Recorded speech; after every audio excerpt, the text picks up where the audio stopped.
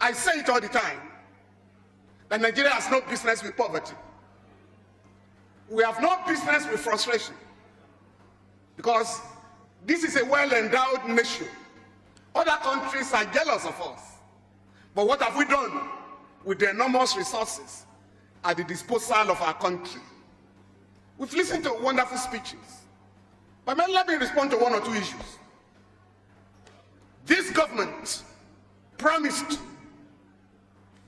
that we're going to migrate from PMS to CNG. And 250 billion naira was voted for that.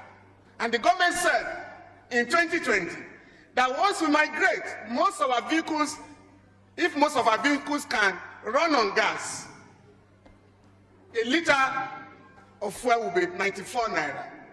Today, the government is thinking of increasing fuel price to 500 naira.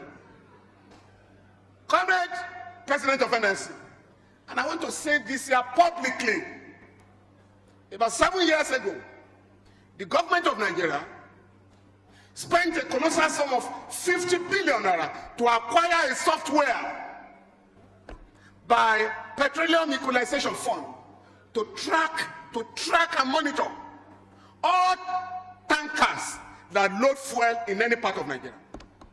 Today, you are being told that Nigerians have to be punished because of the criminal activities of smugglers. I've never heard that anywhere before. That the government will punish its people because of the criminal activities of a few unpatriotic elements. We have challenged the government. And we are happy now the Comptroller General of Customs has come up publicly to say that it is impossible to smuggle daily about 38 million liters of fuel. Where would they pass? Because you need tankers, and you will need at least 500 tankers loading 33,000 liters of fuel per one.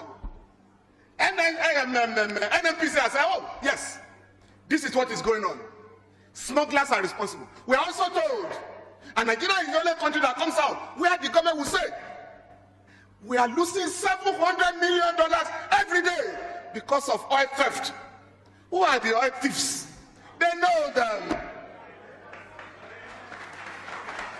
Oil theft, oil smuggling, all have official backing. Again, Nigeria is the only oil producing country that has not acquired the meter to know how much oil you produce daily. Nigeria is the only oil producing country that has refused to acquire that meter. Furthermore, there is an organization called Lloyd. That body, and Nigeria subscribe to that body. NNPC subscribes to that body. That body knows and has a record of all ships that load what to any part of the world. Nigeria has access to that body. Yet we are told we don't know who is stealing our oil and where the oil is being taken to. Now, we did a study, January 2011 to December 2014.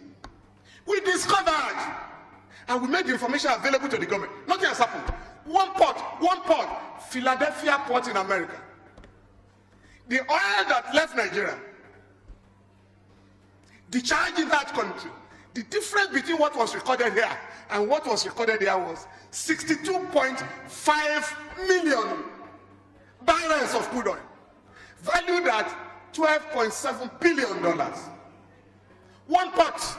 So if you take 20 ports in America, 20 in China, United Kingdom, France, you know what we are talking about. So the government knows, and if they want information, we can make it available to the government. If they're actually looking for those who are stealing our oil and those who are smuggling our oil. Because this year, please, 2020 budget, 2022 budget, this government claimed that we are going to spend 443 billion naira on so-called fuel subsidy. By June, President Buhari told the National Assembly a supplementary budget that increased the 443 to 4 trillion naira. No debate. The National Assembly did not debate and passed it. Now the Minister of Finance is saying Mrs. Ahmed Zainab, that before the end of this year, that figure of 4 trillion will go to 6.5 trillion naira. And that therefore, in the budget of next year, there may be no money for capital projects. Please, I challenge you. I challenge Labour in particular. We must get to the root of this criminality once and for all. Labour must decide today. We must decide today. We must set up a committee, NSCTUC. I will be ready to make information available to expose the criminals behind smuggling of fuel, criminals behind oil theft. Finally, for the past 7 months, our children have been home because the government is not prepared to implement the agreement it signed in 2009, in 2019, and 2020. Let us also resolve that enough is enough. Our children must go back to school. And this body, led by our Nigerian Labour Congress and TUC, can compel this government to reopen our universities.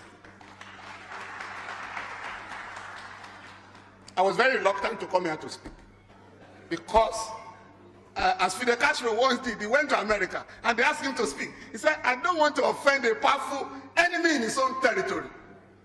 Let me challenge the leaders of the Labour Party. I beg you.